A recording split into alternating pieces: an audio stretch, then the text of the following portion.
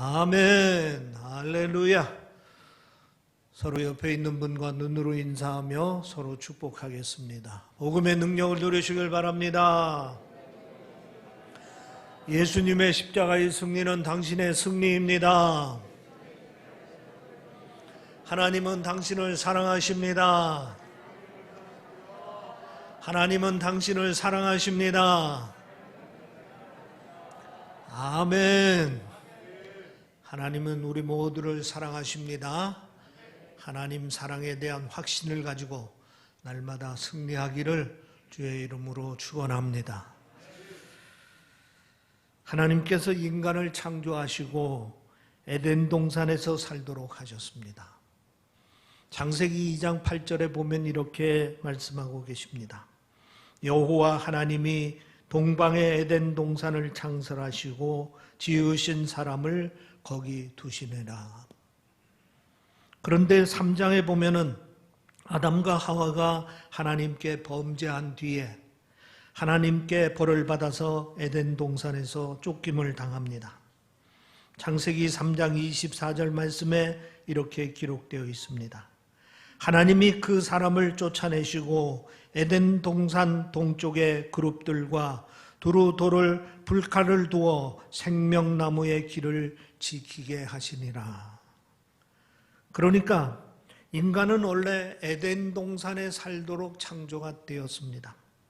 그런데 죄를 짓고 난 다음에 에덴 동산에서 쫓겨나서 세상에서 살게 되었다 하는 얘기입니다.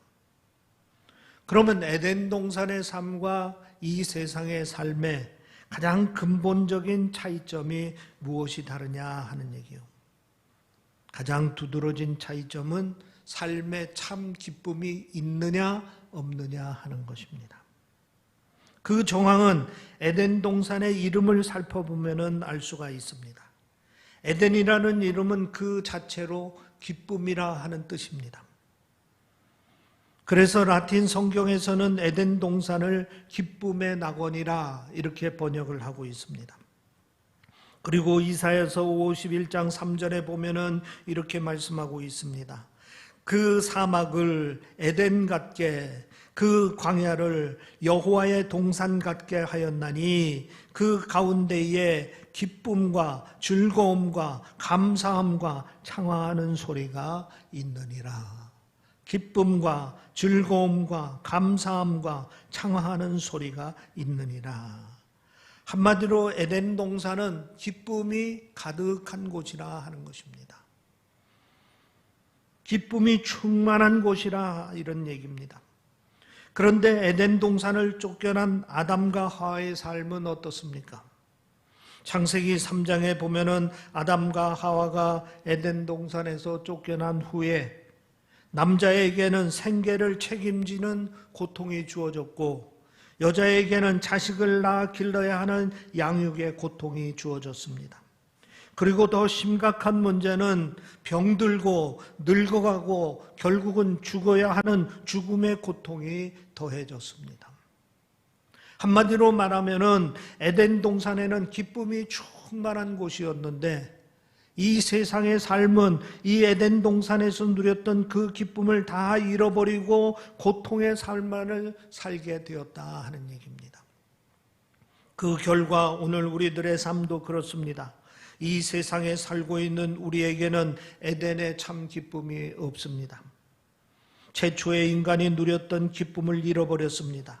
이 세상에 사는 모든 인간은 고통과 슬픔과 두려움으로 가득 찬 인생을 살 수밖에 없는 것입니다.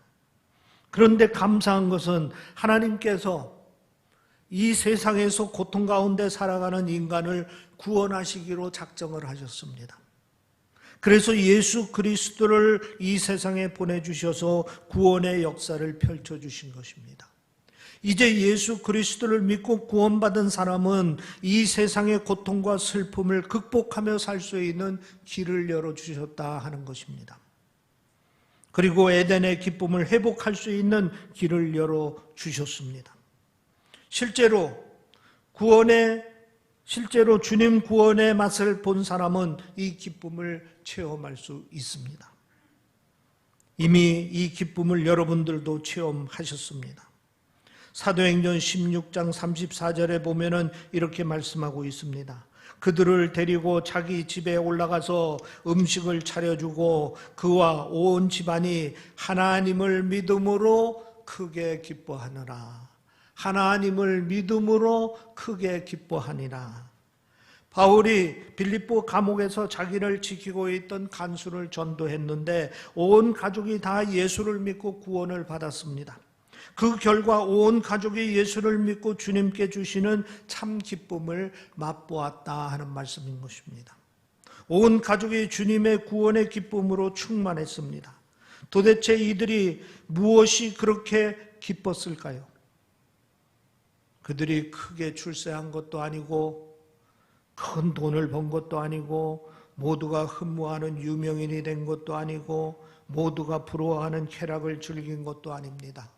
세상적으로 특별히 기뻐할 것이 없었습니다. 다만 예수를 영접하고 예수 믿고 믿음으로 구원받은 것뿐입니다. 그런데 하나님을 믿음으로 크게 기뻐했느니라 그랬습니다. 요한복음 15장 11절 말씀에 보면 예수님께서 이렇게 말씀하십니다. 이것을 너희에게 이름은 내 기쁨이 너희 안에 있어 너희 기쁨을 충만하게 하려 함이라. 예수님께서 누리시던 기쁨이 있는데 그 기쁨을 구원받은 주님의 사람들에게 충만하게 주시겠다 하는 말씀입니다. 빌립보 감옥의 간수와 그 가족들이 맛보았던 기쁨이 바로 이 기쁨입니다. 예수님께서 주시는 기쁨입니다. 이 세상에는 없는 기쁨입니다. 바로 아담과 하와가 에덴 동산에서 누리다가 잃어버렸던 그 기쁨입니다. 우리는 이것을 구원의 기쁨이라 이렇게 말합니다. 여기서 중요한 것은 이 기쁨이 우리 그리스도인들의 삶을 바꿔놓습니다. 이 기쁨이 슬픔 가운데 있는 우리들을 위로합니다. 이 기쁨이 절망 가운데 주저앉아 있는 그리스도인들을 새롭게 일으켜 세웁니다. 이 기쁨이 고난을 이겨낼 수 있는 힘을 줍니다. 그래서 이 기쁨은 정말 귀하고 귀한 것입니다. 오늘 본문은 에덴 동산의 기쁨, 구원의 기쁨, 주님이 주시는 기쁨은 어떤 기쁨인지 우리에게 보여주고 있습니다. 그 기쁨을 살펴보도록 하겠습니다. 제일 첫 번째로 주님이 주시는 기쁨은 모든 상황을 넘어서는 기쁨입니다. 모든 상황을 넘어서는 기쁨입니다.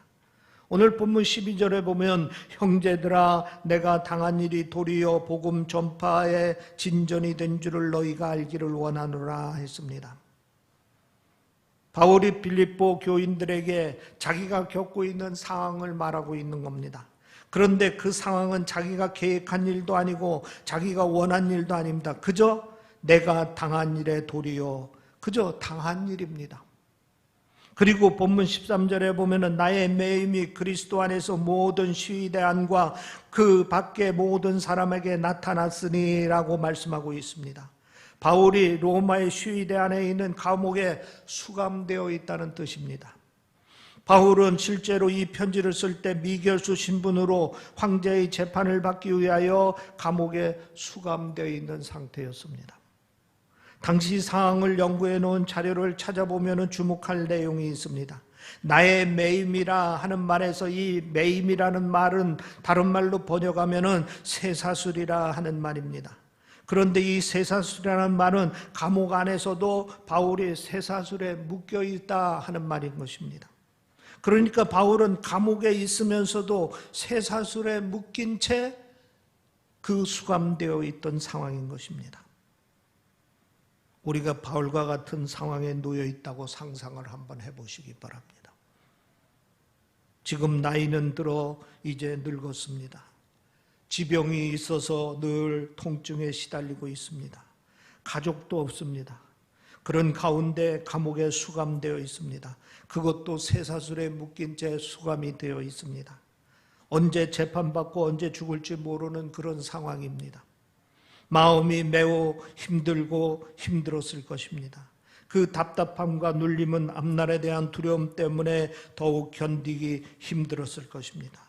그러나 사도 바울은 오늘 본문 18절에 보면은 나는 기뻐하고 또한 기뻐하라 하고 고백을 하고 있습니다. 또 빌립보서 4장 10절에 보면은 내가 주 안에서 크게 기뻐한다 말하고 있습니다. 이 기쁨은 모든 상황을 넘어서는 기쁨입니다. 쇠사슬에 매인 죄인의 몸으로 있지만은 그 심령만은 기쁨으로 충만한 것입니다. 어떤 환경도 짓누를 수 없는 기쁨으로 충만한 것입니다. 재판받고 사형받을 수 있는 상황에서도 억누르지 못하는 기쁨입니다. 여러분, 이런 기쁨이 있음을 믿으시기를 바랍니다. 그리고 사모하시기를 바랍니다. 세상의 어떤 환경도 억누를 수 없는 그 기쁨을 가지고 사도 바울은 나는 기뻐하고 기뻐하리라 이렇게 고백하고 있는 겁니다. 어떤 분의 이야기를 들었습니다. 남자들의 로망대로 거액을 들여가지고 외제 스포츠카를 장만했습니다. 차를 사서 첫 드라이브를 하는데 세상을 다 가진 것처럼 기뻤습니다. 매일 이 차를 손질하며 보는 것 자체가 큰 기쁨이요 즐거움이었습니다. 그런데 어느 날 백화점에 갔는데 주차장에서 차에 흠집이 생겼습니다. 알고 보니까 누군가 고의로 유리 조각으로 차 앞에서부터 뒤까지 굵게 금을 그어 넣었습니다. 너무 화가 나서 직원을 찾아가서 따지고 경찰에도 신고했는데 안타깝게도 이 주차장에는 CCTV가 없어서 범인을 잡을 수가 없었습니다. 그날부터 밥도 제대로 먹지 못하고 잠도 자지 못했습니다. 차만 생각하면 속이 상하고 우라가 치미는 것입니다. 세상 다 얻은 것 같던 기분은 온데간데 없고 온통 화만 났습니다. 세상 사람들에게 자랑하고 뽐내고 싶었는데 그렇게 못하니까 속이 상하고 그 다음부터는 차를 끌고 다니는 그 자체가 오히려 불편했습니다. 세상의 기쁨이 오히려 불편한 마음으로 피어난 것입니다. 그러나 주님께서 주시는 기쁨은 상황을 뛰어넘습니다. 어떤 상황에서도 그 기쁨은 우리의 심령 깊숙이 남아 있습니다. 하박국 선지자는 하박국 3장 17절 18절에 보면은 이렇게 고백하고 있습니다. 비록 무화과 나무가 무성하지 못하며 포도나무에 열매가 없으며 감람나무에 소출이 없으며 밭에 먹을 것이 없으며 우리의 양이 없으며 외양간에 소가 없을지라도 나는 여호와로 말미암아 즐거워하며 나의 구원의 하나님으로 말미암아 기뻐하리로다. 어떤 것도 없지만은 기댈 것도 없고 의지할 것도 없지만은 그러나 여호와 하나만으로 즐거워하고 여호와로 인하여 기뻐한다 하는 얘기입니다. 이런 믿음의 고백이 여러분의 고백이 되기를 바랍니다. 이런 기쁨이 여러분의 기쁨이 되기를 바랍니다. 지금 자기가 처한 상황이 너무도 힘들고 어렵지만은 자기는 기뻐하겠다는 것입니다. 바로 하나님께서 주시는 그 기쁨으로 기뻐하겠다는 것입니다. 주님께서 주시는 특별한 기쁨은 기뻐할 수 없는 상황 속에서도 기뻐할 수 있게 해줍니다.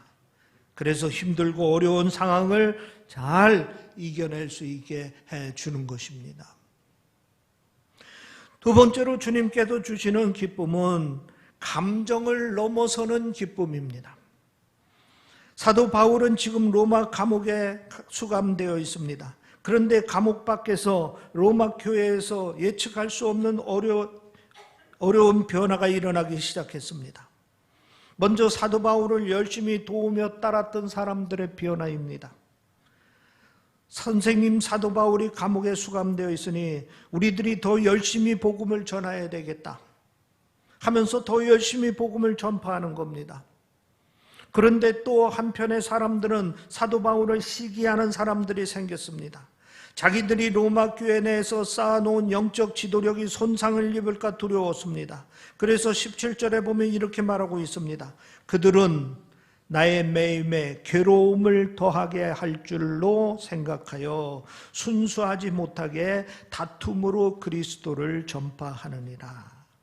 저들은 자기들을 따르는 사람들을 더 많이 확보하려고 열심히 전도를 했다 하는 것입니다. 그것이 사도 바울을 괴롭게 하는 줄 알고 그렇게 했다 이런 얘기입니다.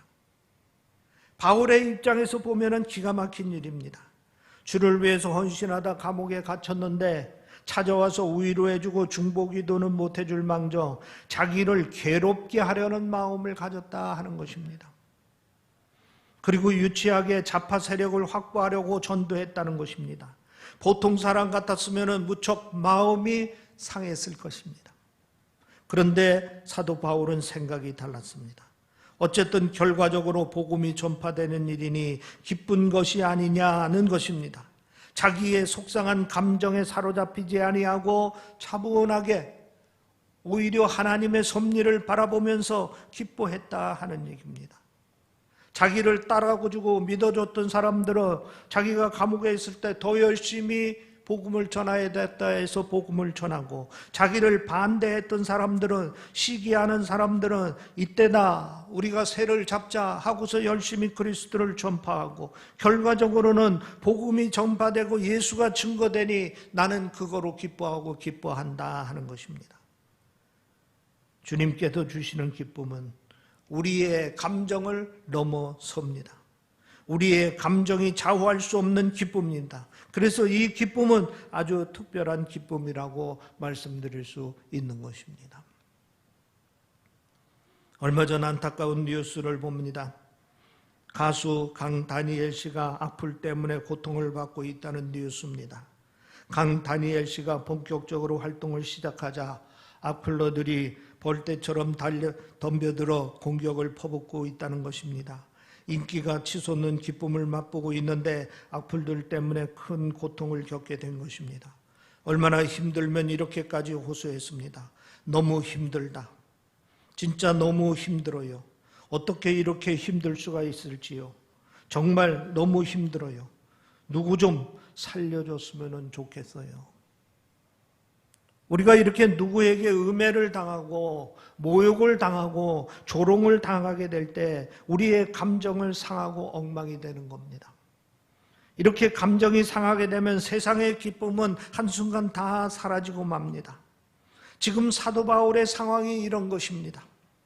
그렇지 않아도 감옥에 갇혀서 힘들고 어려운데 자기를 욕하고 공격을 하는 겁니다. 인간적으로는 마음이 무척 상했을 것입니다. 그러나 바울은 이런 마음의 상태에서 기뻐한다고 고백을 하고 있습니다. 주님께서 주신 기쁨이 상한 마음을 치유했을 뿐 아니라 기뻐할 수 없는 가운데서도 기뻐할 수 있게끔 해 주시는 겁니다. 주님께서 주시는 기쁨은 우리의 상한 마음을 치유합니다. 속상한 일이 있고 답답한 일이 있을 때 우리 주님 앞으로 나아가면 주님께서 우리 마음을 어루만져 주시고 위로해 주십니다. 그리고 우리 안에 기쁨을 채워 주십니다. 이 세상에 없는 아주 특별한 기쁨을 맛보게 해 주시는 줄 믿으시기를 바랍니다. 그 다음에 세 번째로 주님이 주시는 기쁨은 죽음도 넘어서는 기쁨입니다. 오늘 본문 20절, 21절 말씀 사도 바울이 고백하고 있습니다. 한번 같이 읽어보겠습니다. 20절, 21절 말씀 시작. 나의 간절한 기대와 소망을 따라 아무 일에든지 부끄러워하지 아니하고 지금도 전과 같이 온전히 담대하여 살든지 죽든지 내 몸에서 그리스도가 존귀하게 되게 하려 하나니 이는 내게 사는 것이 그리스도니 죽는 것도 유익함이라. 내게 사는 것이 그리스도니 죽는 것도 유익함이라. 바울은 지금 로마 감옥에 수감되어 있으면서 자신을 돌아보고 있습니다. 특히 죽음이 임박해 있음을 느끼면서 자신의 삶을 깊이 생각해보고 있는 것입니다. 그러면서 결론적으로 놀라운 말을 합니다. 죽는 것도 유익함이라. 한마디로 죽어도 좋다 이런 얘기입니다.